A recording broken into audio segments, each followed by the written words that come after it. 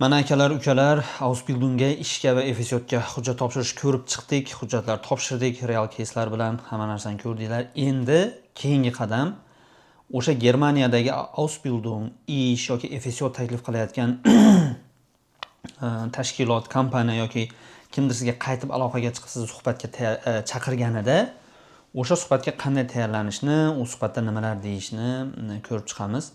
Bu narsalar keyingi videolarda bo'ladi. Hozirgi bu video o'sha suhbatdan oldin qilinish kerak bo'lgan ishlar haqida. Ya'ni hammamiz hozir nemis tilini qanaqadir darajada bilamiz, to'g'rimi? Kimdir A2, kimdir B1, kimdir B2.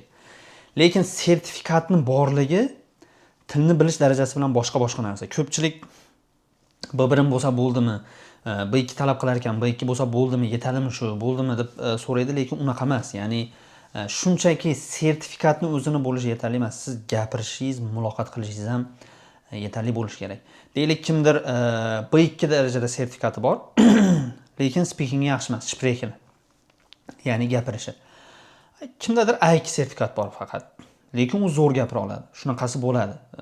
Endi asosan Germaniyada bunaqasi ko'proq bo'ladi, lekin bor. Xuddi shunaqa vaziyatda boyagi yaxshi gapirgan, lekin sertifikat darajasi past bo'lgan oldinga olib ketadi. Uni imkoniyati ko'proq bo'ladi. Shuning uchun Ausbildungga topshirdingizmi, ishga topshirdingizmi, FSYotga topshirdingizmi, endi gapirishingizni yaxshilashga ko'proq urg'u bering. Mana shu hozir hujjat topshirib ketasiz-ku, endi har kuni 10 ta 15 tadan vakansiyaga topshiraverish kerak, tez. Farqi yo'q, Ausbildungmi, ishmi, FSYotmi, ko'p vakansiyalarga topshirish kerak va har kuni nemis tilidan sprechen qilinglar. Bu qanday qilinadi? Eng birinchi varianti, siz yuribsiz, uyda kirib chiqib, oddiy hayotimizda ichingizda nemischa o'ylab yuring. Nimadir ish qilyapsiz, nimadir olib qo'yapsizmi? Shuni men olib qo'yapman, biron joyga boryapman, mana bu narsa qilishim kerak. Bo'ladi-ku, o'zbekcha kalamizda o'ylab yuring. Shuni nemischa o'ylash kerak.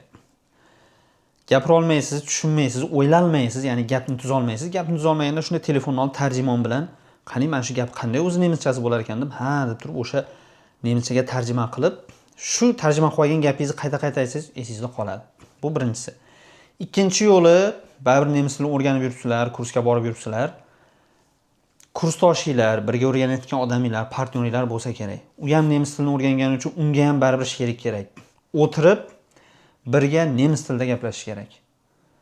Nima gap xato, chala-chulpa, bo'lar bo'lmas, bir bo'laversin, farqi yo'q gaplashish kerak. Xato gapirib bo'lsang gapiraverish kerak. Uni to'g'ri variantini o'rgangan paytingizda keyin to'g'rilab gapiradigan bo'lasiz. Asosiysi ko'p gapirish kerak. Bu ikkinchisi, partnyor bilan, yoningizda sherik bilan yaxshilab mashq qilish. Uchinchisi, sun'iy intellektdan bu borada foydalanish. Men bu darslikni yozish mobaynida hujjat qilayotgandan boshqada ham sun'iy intellekt haqida, ChatGPT haqida, Gemini haqida ko'p gapirdim. Bu bizga tayyor texnologiya. Tayyor biz foydalanishimiz mumkin bo'lgan imkoniyat, undan to'g'ri foydalanish kerak. Bu bizni ishimizni ancha osonlashtiradi. Deylik, biz biron sonni hisob-kitobini qilish uchun kalkulyatordan foydalanamiz-ku, uni qo'lda ustun shaklda qo'shib ayirib yoki kalamizda ko'paytirib o'tirmaymiz. Shunday kalkulyatorga tashlaymiz. Sun'iy intellekt ham shunaqa narsa. Ya'ni undan foydalanish kerak, foydali tomonini olish kerak. Xo'p, sprekendan undan qanday foydalanamiz desa, o'sha ChatGPTni ham, Gemini'ni ham, ikkalasini ham app'i bor, telefonga yuklab olinglar. Gapirish funksiyasi bor uni. Gapirsa bo'ladi. Xuddi mana Telegramda ovozli xabar jo'natamiz-ku, xuddi shunaqa unda ham gapirsa bo'ladi. ChatGPTga gapirasiz yoki boshida yozasiz tekst qilib. Vaziyat bunday. Men Germaniyaga Ausbildungga ketmoqchiman. Til darajam masalan B1 yo B2. Hozir vakansiyalarga topshiryapman. Endi menga qaytib nemislar aloqaga chiqsa, men ular bilan gaplashishim kerak. Shuning uchun men praktika qilishim zarur. Ana shuning uchun deylik, Ausbildung qilayotgan bo'lsangiz, Ausbildungga yo FSYotga yo ishga suhbat davomida kerak bo'ladigan suhbatlarni, beriladigan savollar, gapiriladigan temalar borasida men bilan nemischada suhbatlashgin. Meni darajam A2, shunga moslab menga savollar bergin va men sprekenimni yaxshi chiqarishim kerak desangiz, shuna boshida tushuntirib unga prompt yozib bersangiz, yozib jo'natsangiz, keyin boshlanadi. U javob beradi, "Bo'pti, davay gapir" deydi yoki nemischalab sizga yozib savol beradi, uni o'qiysiz, yana o'zingiz gapirasiz. Keyin qiyin bo'ladi. Gapni tuza olmaysiz, xato tuzasiz, eslolmaysiz gapirishingiz bo'lgan gapni. Lekin buni kuniga kamida 2 soat, 3 soatdan qilaversangiz, o'rtacha уже 2 yo 3 haftada zo'r effekt beradi. O'zingiz sezasiz, ana birinchi boshlagan kuningiz bilan 3 haftadan keyingi gapirayotganingizdagi yaxshigina farqni o'zingiz sezasiz. Doimiy har kuni 2 soat, 3 soatdan spreking qilib, mashq qilib borsangiz. Bu juda ham muhim. Mana shu narsani qilinglar. Bu siz 1000 zo'r hujjat tayyorlab, 1000 vakansiyaga jo'natganingiz bilan sizga qaytib aloqaga chiqishganda gaplasha olmasangiz, siz bor imkoniyatni yo'qotib qo'yishingiz mumkin. Shuning uchun hozirdan, bugunning o'zidan nemis tilini bo'lib ham shprexinni, aynan gapirishni mashq qilishni boshlash kerak. Ko'pchiligimiz odatimiz bor, mana tilni o'rganamiz, B1 mi yo B2 daraja olishimiz kerak. Imtihonga kirib chiqib B1 sertifikatini olamiz yo B2 ni olamiz, o'zimizga kelib bo'ldi. Shu qo'shib chatib hammasiga tupuramiz. Til o'rganishga ham, sprexingga ham, hammasiga, chunki mana shu yerga kelib ketgan bo'ladi. Men bu narsani tushunaman, boshidan juda ko'p o'tgan. To'yib ketadi odam, qusgilaring keladi o'sha tilni ko'rsang. Lekin hayot shu. Bu sizga kerak, shuning uchun darsh mashq qilish kerak. Dangasalik qilib, tilni tashavorib, nima deydi, kitob ochmasdan, o'qimasdan, o'rganmasdan yurmanglar.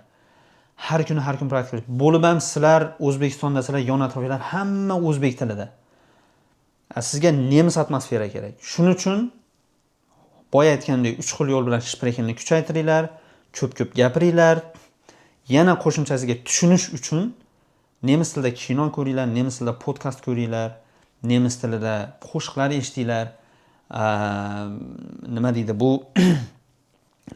mana oldin o'zingiz ko'rgan biron bir yaxshi ko'rgan kinoingiz bo'lsa, 10 marta ko'rsangiz ham ko'raveradigan kinolari bo'ladi ba'zi birovlarning. Shuni nemischasini topib ko'rsa eng zo'r bo'ladi. Nimaga? Siz uni qayta ko'rib yaxshi ko'rganingiz uchun kinoni. Siz уже oldindan bilasiz dialoglarni, kim nima deydi, qayerda.